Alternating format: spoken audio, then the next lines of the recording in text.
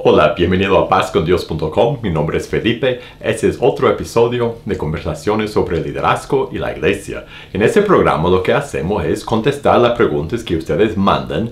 Y si tú tienes una pregunta acerca de Dios, de la Biblia, de liderazgo, de la iglesia, de lo que sea, puedes mandarnos las preguntas al correo preguntas@pazcondios.com, preguntas@pazcondios.com, y si Dios quiere contestaremos tu pregunta en un episodio en el futuro. Pero en este episodio vamos a ver las preguntas que ya han entrado. Antes de ver las preguntas, quiero informarles de una noticia, algo nuevo en pazcondios.com. Hemos empezado a poner algunas de las alabanzas, de los cantos que nosotros compartimos en la iglesia. Nosotros tenemos aquí la iglesia local, la iglesia de la comunidad, y pues hemos empezado a poner videos de algunos de los cantos que cantamos en la iglesia los domingos aquí en ese mismo canal. Entonces, si eso podría ser de ayuda o de ánimo a ti, puedes buscar los videos de la adoración, la alabanza, los cantos aquí en ese canal de pazcondios.com. Bueno, vamos a las preguntas. La primera pregunta acaba de entrar hoy. Andrés pregunta, dice: hola hermano Felipe. Hola Andrés. Hay varios temas que relacionas que son de mucho interés para mí. Me gustaría tenerlos: el hablar en lenguas, caerse, evangelio de la prosperidad, etc. Podría obtener esos estudios. Gracias, y que Dios bendiga tu hogar, tu familia y ministerio. Muchas gracias, Andrés. Y yo deseo lo mismo para ti, que Dios te bendiga. Buena pregunta. No tengo un estudio formal acerca de muchos de esos temas de caerse para atrás o evangelio de la prosperidad. Bueno, el libro que va a salir pronto, si Dios quiere, en pazcondios.com, se llama Bloques, y tiene un capítulo dedicado al evangelio de la prosperidad. Entonces ahí tendrá un estudio formal de ese tema. El caerse para atrás, o cuál era el otro, hablar en lenguas. No tengo un estudio formal de esos temas, sino con gusto te lo mandaría. Lo que sí podría recomendar es que busques en las otras conversaciones, y ahí yo relaciono con esos temas. Yo pongo los versos o comparto los versos y los pensamientos que tengo en cuanto a esos temas. Un tema que no he compartido y que no he hablado mucho es el hablar en lenguas. Y yo creo que, bueno, para contestar tu pregunta, voy a compartir un poco de ese tema. Lo que yo veo y brevemente lo que la Biblia dice, bíblicamente, de hablar en lenguas, es que es un don del Espíritu Santo, evidencia de tales, de cual en Hechos, capítulo 2, en el día de Pentecostés, cuando cayó el Espíritu Santo por primera vez sobre los seguidores de Jesús, ¿qué empezaron a hacer? Empezaron a hablar en el verso 4, capítulo 2, libro de Hechos. Fueron todos llenos del Espíritu Santo, comenzaron a hablar en otras lenguas, según el Espíritu Santo les daba que hablasen. Entonces el Espíritu Santo les dio el hablar en otras lenguas. Y si levantamos la mano y decimos cuáles eran esas lenguas, pues en breve se dicen cuáles son las lenguas, cuáles eran esas lenguas. Eran otros idiomas. Y el propósito, y puede leer todo en ese capítulo, en esa sección de Hechos 2, pero el propósito de esa lengua, de ese don del Espíritu Santo, es que las personas, los judíos de otras partes del mundo, escucharan el evangelio de Jesús en su idioma. Entonces Dios, el Espíritu Santo, dio el don de hablar en lenguas. Ahora, si tú dices, entonces las lenguas solo son lenguajes humanos, por lo general lo que vemos en la Biblia, sí, cuando el Espíritu Santo daba el don de hablar en lenguas, son lenguas humanas. Pablo también en Corintios 12 habla, 12 o 13. Bueno, 1 de Corintios 12, 13 y 14 contiene una enseñanza larga de dones y del Espíritu Santo, de profecía y de lenguas. Y algunas cosas que dice Pablo en esa sección de Escritura es que lenguas humanas o angelicales. O sea que podría ser que el Espíritu Santo dé a uno la habilidad de hablar en un lenguaje angelical, que sería excelente, pues, pero son formas, son lenguajes, son idiomas, o entendibles a ciertos hombres o a ángeles. Son idiomas que el Espíritu Santo da cuando da el don de hablar en lenguas. Otra cosa que dice Pablo, y eso es bueno para nosotros hoy día, en que el mismo Espíritu opera y puede dar el don de hablar en lenguas. También Pablo habla en esos mismos capítulos en Corintios de el don de traducir o interpretar lenguas, el don de la traducción.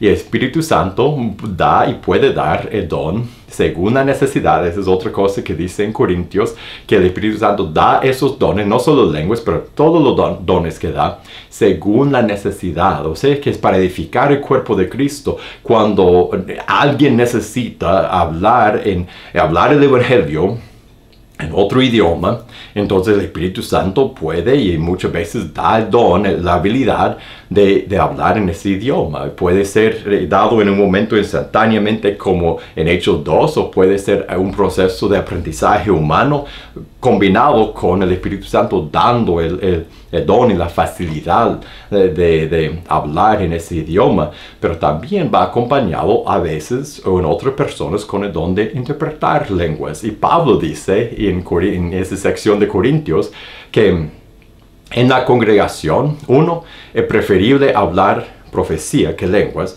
pero si uno habla lenguas, que solo lo haga cuando hay alguien que interprete.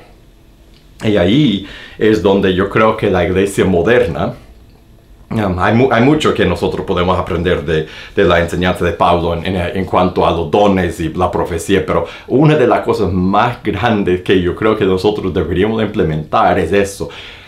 Cuando hablamos públicamente en lenguas que el Espíritu Santo da, que sea para hablar a personas que no pueden entender en ese idioma, o con alguien que recibe el don de traducir ese idioma. Y Pablo dice, y si no hay nadie que lo puede traducir, que se mantenga callado. O sea, en la congregación que no comparten esa lengua. En otras palabras, solo porque el Espíritu Santo te da esa habilidad, no significa que es para provecho en ese momento. Bueno, gracias por tu pregunta. Espera el libro de bloques y ahí encontrarás más enseñanzas de prosperidad y el evangelio, supuesto evangelio, entre comillas, de prosperidad. Ok, la próxima pregunta. Buena pregunta. Lubia pregunta, ¿cómo se llega a ser evangelista? Buena pregunta. ¿Cómo se llega a ser evangelista? Tiene dos respuestas para mí. Una respuesta es lo que dice Pablo en Efesios 4. Voy a buscar Efesios 4. Cuando él nombra algunos de los dones de liderazgo que Jesús da, dice que Jesús ascendió a lo alto, descendió a dar dones a los hombres y dio dones a los hombres.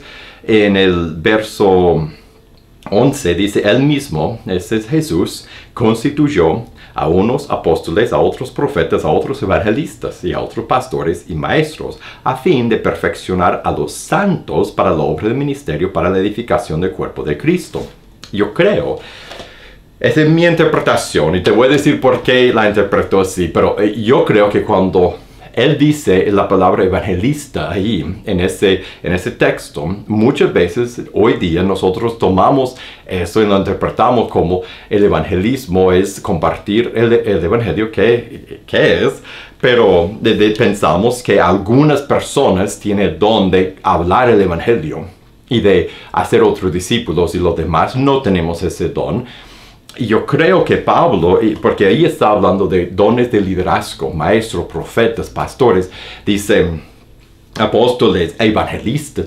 Yo creo que en ese sentido él está refiriendo a personas como él o como los de su equipo que iban a empezar nuevas iglesias. Esa es mi interpretación de esa palabra en ese verso. No está hablando del evangelismo general, sino del evangelismo especializado de ir a empezar nuevas obras. Y lo digo porque el evangelismo general es una responsabilidad, una tarea, una comisión que Jesús dio a todos sus seguidores. En Mateo 28, 18 en adelante, que dice, mientras vayan por todo el mundo haciendo discípulos, bautizándolos, mi paráfrasis, y enseñándoles a obedecer todo lo que yo les he mandado. Esa es su comisión generalizada para todos. Es la responsabilidad de todos, no solo los que tienen don de evangelizar. Entonces, si todos tenemos que hacer discípulos, todos tenemos que compartir el evangelio, todos tenemos que bautizar a personas que quieren entregarse a Jesús cuando toman la decisión de arrepentirse, bautizarse. Todos tenemos que enseñar a los nuevos creyentes.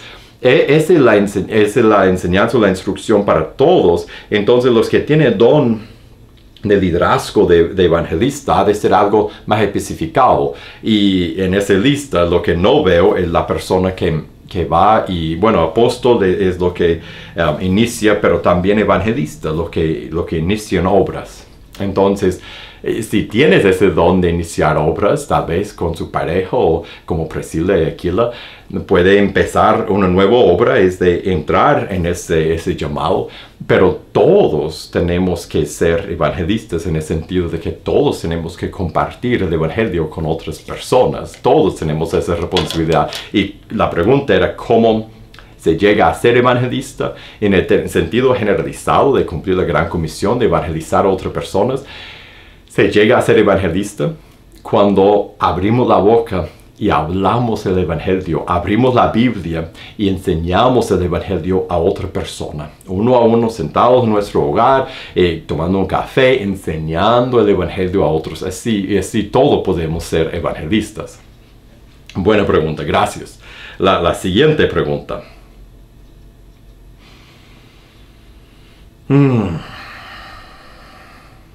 Dos preguntas. Y una pregunta es de la vida personal de esa persona. Entonces no voy a leer su nombre, pero esa hermana pregunta así. Dice, ¿qué puede pasar si un pastor menosprecia o se ríe de sus miembros por comprar ropa usada? Vivo en un país centroamericano. O por ser pobre, o decirle que son pobrecitas en ofensa. ¿Cómo queda ante Dios? Bueno, obvio. Queda mal ante Dios, eso es un pecado. El libro de Santiago, y yo voy a buscar el texto porque mi respuesta a esa pregunta tiene que ver con ese texto. A ver, en Santiago capítulo 2 del 1 a 13, ahí habla de la parcialidad, de tratar mejor en la congregación a los ricos que a los pobres. Pobres y ricos en términos humanos, mundanos. Ese es un gran pecado, ser así, hacer las cosas que tú mencionaste en tu mensaje. Y la verdad que como queda delante de Dios queda mal, es un pecado. Y ese hermano necesita una exhortación y una corrección de sus hermanos. Necesita que los demás de la iglesia vayan donde él, o alguien, si tú lo has visto, que tú vayas. Y después, como dijo Jesús, que tú vayas y después que tú lleves a otro si no te hace caso. Y si no, que lleves a los ancianos si no hace caso a uno y después dos. Pero tú debes ir con ese pasaje de Santiago 2, verso 1, verso 13, y le enseñe de ese pasaje que eso no es una broma, que no es solo burlar o es una ofensa, es menospreciar a otras personas y enseñar de su pecado, y la respuesta correcta de ese pastor sería arrepentirse, confesar su pecado, no reaccionar en orgullo y justificar su pecado, sino humildemente decir lo siento mucho, pedir disculpa a la persona a quien estaba burlando, confesar delante de la iglesia si otros lo vieron lo que hizo, porque el pecado hecho en público debe ser confesado en público. Entonces yo pienso que debes ir y exhortar y corregir a esa persona.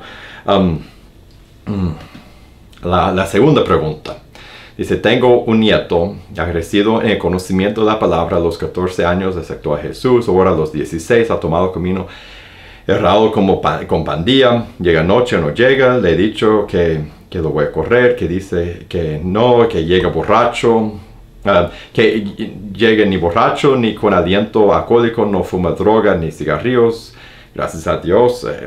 Mi pregunta, ¿cree que es correcto que lo saque de la casa? Algo me decía que si lo pondría en bandeja al enemigo. Yo pienso un niño de 16 años, no. No, ese es menor de edad. Entonces uno no tiene que sacar un niño así joven de su casa. Lo que tiene que hacer es poner reglas. Y hasta reglas en cuanto a con quienes puede llevarse.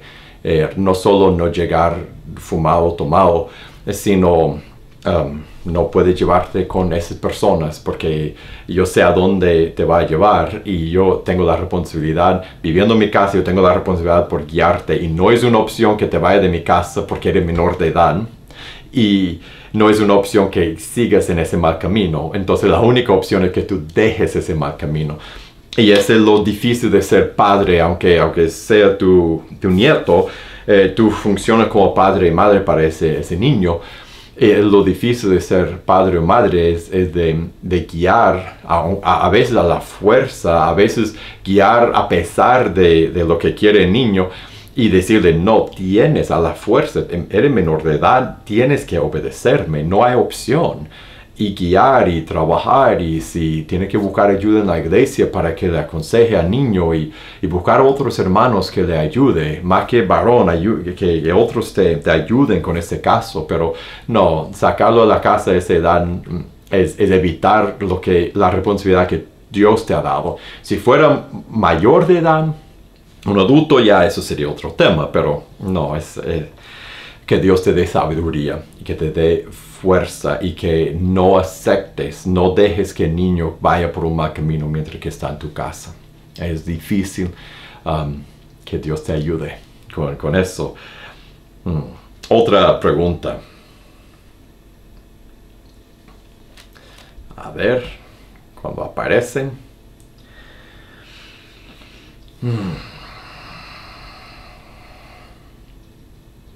¿Es bíblico? Son varias preguntas. Varias preguntas. Yo voy a contestar brevemente a cada una, pero esa hermana tiene varias preguntas, entonces Yolexi pregunta, ¿es bíblico que en una iglesia caigan piedras, escarchas y por medio de la mano de la pastora caiga aceite? No, nada de eso es bíblico. Eso no es bíblico. Pregunta número 2. Perdón.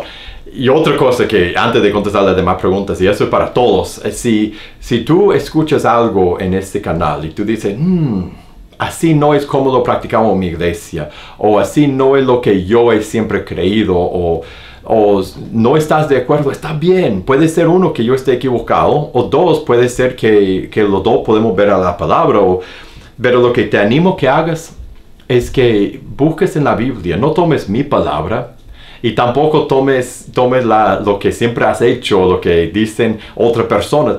Busca tu respuesta, a final de cuentas, en la Biblia y que mis respuestas sean una guía, pero nada más eso, y que te hagan buscar en el Nuevo Testamento y que busques en la palabra de Dios qué es lo que realmente quiere Dios. Ok, la segunda pregunta. ¿Es bíblico que en una iglesia administrar a las personas caigan al suelo?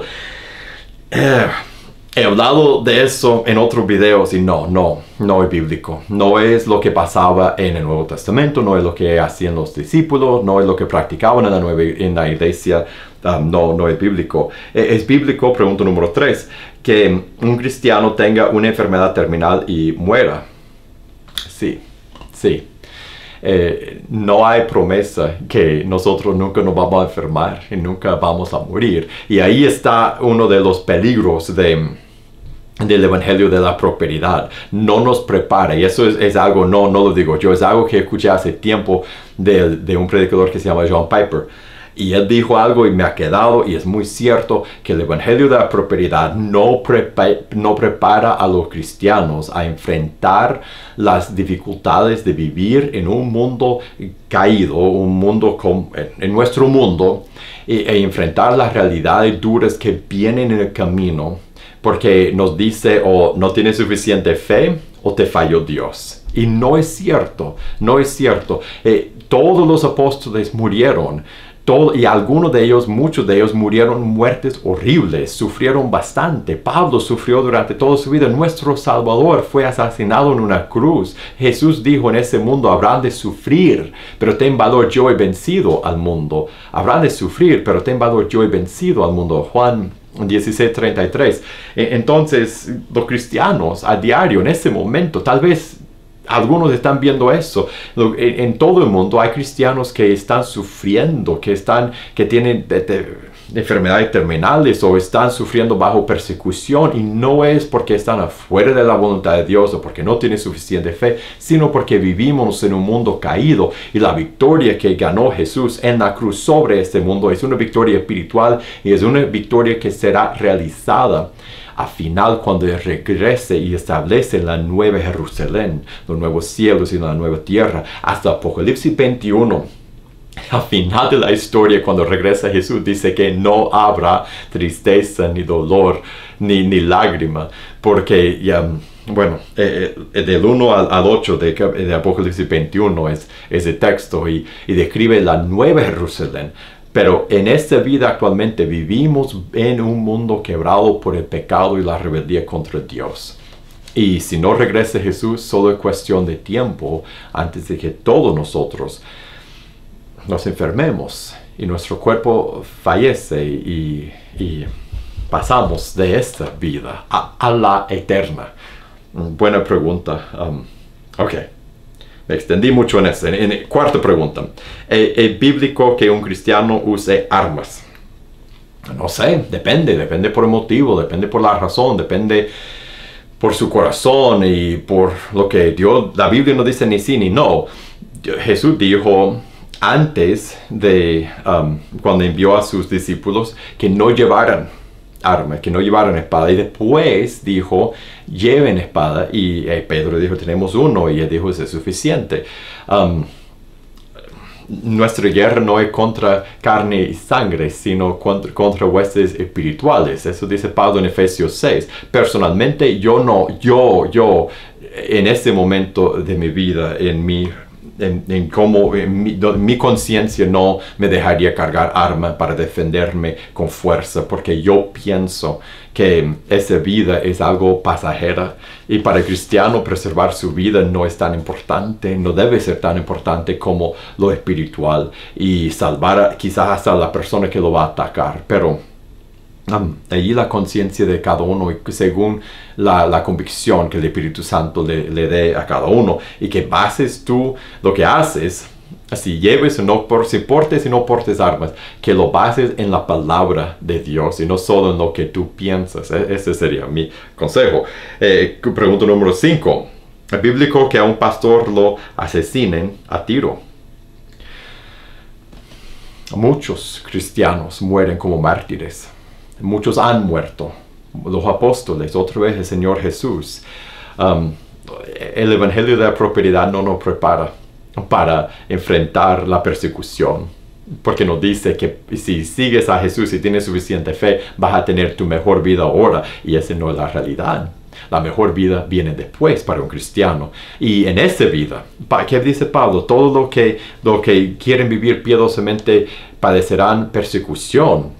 Entonces yo diría que es más bíblico recibir persecución, y que por lo que dice Pablo en Timoteo en ese verso, no es bíblico no recibir persecución.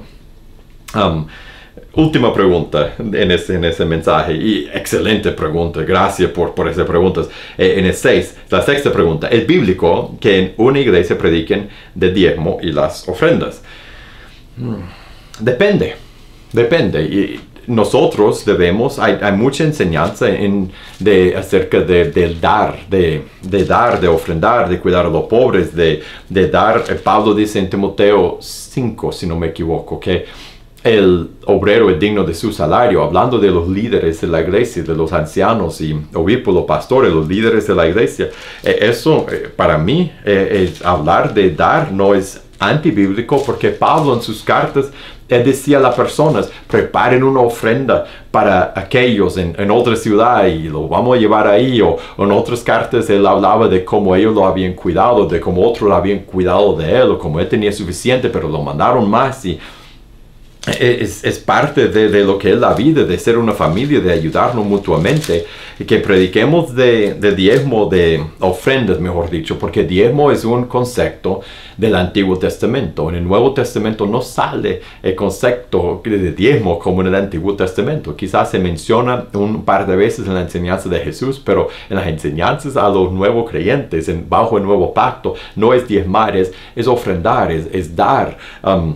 Que enseñemos de ofrendar como Pablo enseñaba en 2 de Corintios 8 y 9, donde él les exhorta a la generosidad y le da razones bíblicas, razones cristocéntricas, razones que vienen del Evangelio por dar.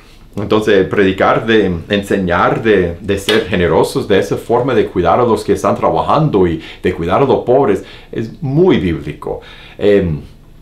Los cristianos deben ser las personas más generosas en términos de su tiempo y con su dinero y con sus recursos, que todos los demás. Debemos ser la persona más generosa de todo el mundo, porque nosotros hemos recibido la generosidad más grande de Dios. Entonces, debemos ser generosos. No creo que es bíblico predicar de dar de una forma, de ofrendar de una forma de exigir, de una forma que exige, de una forma legalista, de una forma que hace que la persona siente que tiene que ganar su justicia delante de Dios por dar, que pone a la ofrenda como la obra cristiana más grande que cualquier otra cosa, que predicar el Evangelio, que hablar a su vecino, de estudiar y discipular a otras personas. Eso es más importante. Cuando yo veo todo el Nuevo Testamento, yo veo la importancia de enseñar el Evangelio y ser discípulos más que ofrendar. Es importante ofrendar, pero muchas veces en las iglesias hoy día que levantamos la enseñanza de dar, de ofrendar, más que hacer discípulos, y eso está al revés. Entonces depende por cómo lo enseña. Wow, esas preguntas eran buenísimas. Gracias por sus preguntas. Vamos a ver a otra pregunta. Bueno, en este mensaje tiene dos preguntas. Elizabeth pregunta: he tenido varios sueños que Dios me ha mandado, a no saber quién me los puede revelar. Pues, habla con Dios. Habla con Dios, porque muchas veces yo creo que nosotros nos acostumbramos a buscar a alguien que nos diga, a alguien que nos enseñe, a alguien que nos guíe, que nos revele. Y cuando Dios, el Espíritu Santo, nos puede darnos, ¿qué es lo que Jesús dice que el Espíritu Santo hace? Él nos guiará a toda la verdad. Él nos enseña lo que tenemos que saber. Él es Dios. Y si tú eres cristiana, si tú has aceptado a Jesús por arrepentirte, bautizarte, tienes la morada del Espíritu Santo en ti, tú tienes a Dios dentro de ti. Habla con Él sin exigir, porque Él revela lo que quiere revelar cuando Él quiere revelar. Y no confíes en lo que piensas o sientes. Comprueba lo que tú sientes y piensas que el Espíritu Santo está guiando a saber de esos sueños. Pruébalo con... Llévate mi teléfono, no con el teléfono. Pruébalo con su palabra, con la palabra de Dios. Porque algo que he observado, y eso un verso que leí en el Nuevo Testamento, y no recuerdo ni del verso ni del contexto, pero me hizo pensar, es parecido a lo que nos pasa hoy día, que hoy día yo pienso que, y quizás en los días del Nuevo Testamento, que confiábamos y buscábamos mucho a los sueños en vez de buscar a la palabra. En eso tenemos la voluntad de Dios, y si Dios tiene algo para ti, seguramente al leer eso, el Espíritu Santo va a hablar, porque esa es una palabra viva y poderosa, más cortante que una espada de dos filos. Penetra, hace separar los huesos y la coyuntura. Dios entra en ti cuando lees eso. Entonces, si te da un sueño y tú dices, Dios, ¿qué significa eso? Y tú vas meditando en eso y Dios te da una idea y lo compruebas con la palabra y lo comparas con lo que dijo en su palabra, y tú dices, es bíblico eso no es, porque cuidado con los sueños. A la misma forma que Dios no puede hablar en los sueños, también los demonios se pueden meter en nuestra mente a través de sueños. Compara todo con la palabra. Segunda pregunta: ¿desde cuándo viene la Pascua? Porque nuestro Señor Jesucristo celebró la Pascua con sus apóstoles. ¿Ya estaba establecida o era el empiezo? Buena pregunta. La Pascua era lo que celebraron los judíos desde la salida, desde el Éxodo, cuando salieron de Egipto, cuando eran esclavos y Dios los sacó, y la noche que Él mandó el ángel de la muerte a matar a todos los primogénitos en Egipto, Él mandó a sus hijos, a su pueblo, a los israelitas, a sacrificar un cordero a Él y que pintaran los dinteles de sus puertas para que el ángel de la muerte pasara sobre sus casas. Y celebraron esa escena que con la comida de la carne de ese cordero que mataron. Y esa era la Pascua, era la cena de la Pascua. Desde entonces Dios mandó a su pueblo a celebrar la Pascua.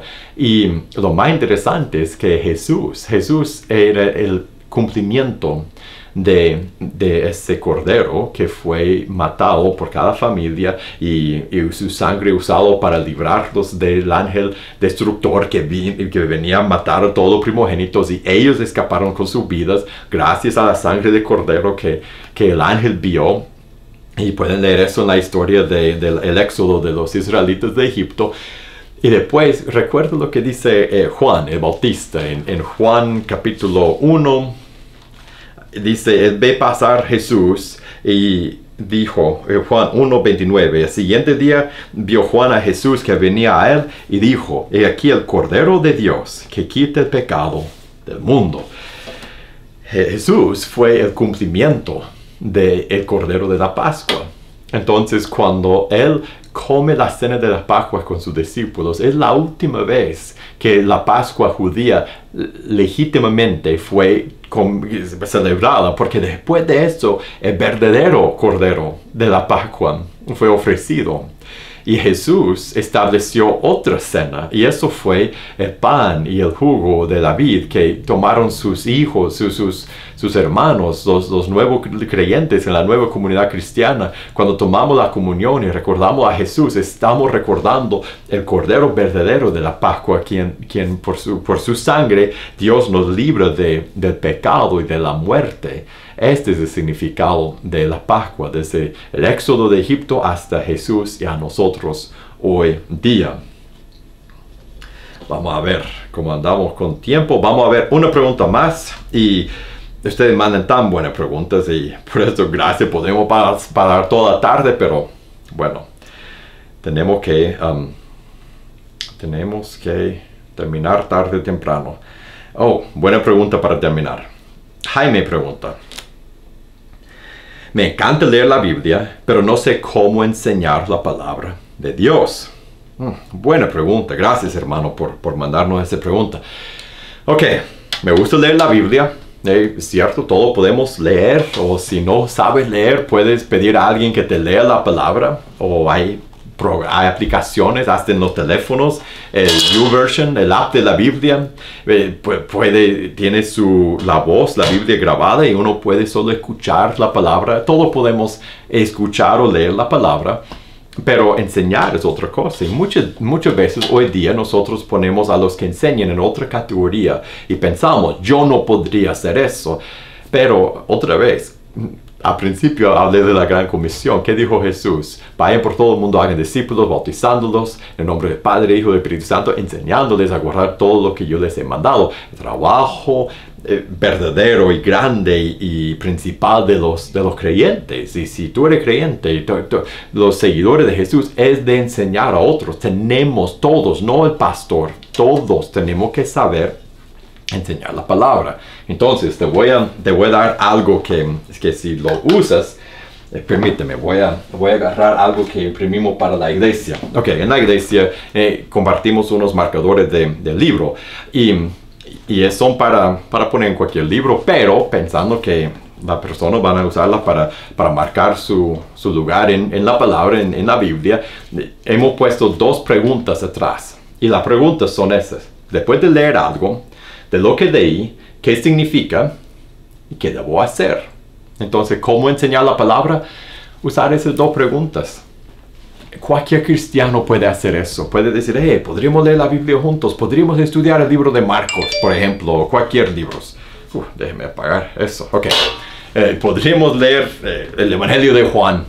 Bueno, empezar con el Evangelio de Juan si está enseñando a alguien. O la carta, la epístola de Juan, de primera de Juan, o primero de Pedro, cualquier libro del Nuevo Testamento. Ok, deciré, ¿sabe qué? Para el estudio hoy vamos a leer un capítulo y al final del capítulo o la sección en el capítulo, no tiene que ser un capítulo entero, pero puede ser un capítulo leer y cada quien lee un verso. Eso es lo que a mí me gusta hacer cuando estoy enseñando en grupo pequeño. Dije, vamos a leer eso y cada quien lee un verso, entonces todos están leyendo y leemos hasta que terminamos cada quien. Un verso cada quien y después en voz alta y después al final solo tiene que hacer esas preguntas. Ok, por lo que leímos, de lo que leí, ¿qué significa? ¿Qué fue lo que el texto dijo? Si es una historia, ¿qué fue lo que pasó en esa historia? ¿Qué significa lo que leímos? ¿Qué está diciendo el texto? Y que todos opinen. Y si nadie sabe, tú puedes decir, pues me parece. Y para esa clase de enseñanza, la única preparación que necesitas es orar antes y confiar que el Espíritu Santo te va a guiar durante el estudio. Me parece que está diciendo tal y tal. ¿Y qué piensas tú? ¿Qué significa? Y que la respuesta sea basada en la palabra. Y después decir, ok, ¿qué debo hacer? ¿Qué debes hacer? ¿Qué debemos hacer? Debemos es bueno. Bueno decir debemos, porque si uno dice ¿qué debes hacer? Es tú, pero debemos somos nosotros. ¿Cuál es la aplicación? ¿Qué debemos hacer? Fíjese que cuando yo he hecho estudios así, leyendo la palabra y haciendo esas dos preguntas, de hecho, lo puedes hacer en tu tiempo solo con Dios. Es una forma de, como dice en Santiago, verse en el espejo de la palabra y no olvidar, sino hacer lo que dice. Hacer esas dos preguntas. Tú lees tu palabra, la Biblia, la mañana, lees y después cierras y dices, ok, ¿qué significa lo que leí? Lo repasa en su mente. ¿Y qué debo hacer? Y ahí es donde el Espíritu Santo, casi siempre el Espíritu Santo da la aplicación específica para uno en ese momento. Y lo mismo puede hacer en un grupo. Leer juntos y después, ok, de lo que leímos, ¿qué significa? ¿Qué debemos hacer? Y la conversación que sale de esas preguntas y de texto tu trabajo es todo guiar la conversación.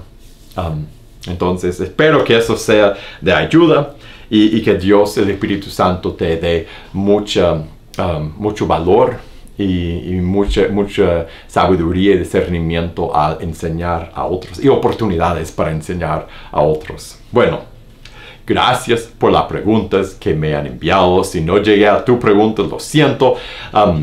O llegaré a tus preguntas en otro episodio, o como entre más preguntas y siempre empezamos con la pregunta más reciente. Mándame tu pregunta otra vez y si está entre lo más reciente, pues la contestaremos. Y gracias por tomar el tiempo de ver ese video. Que Dios te bendiga y con la ayuda de Dios nos veremos en la próxima.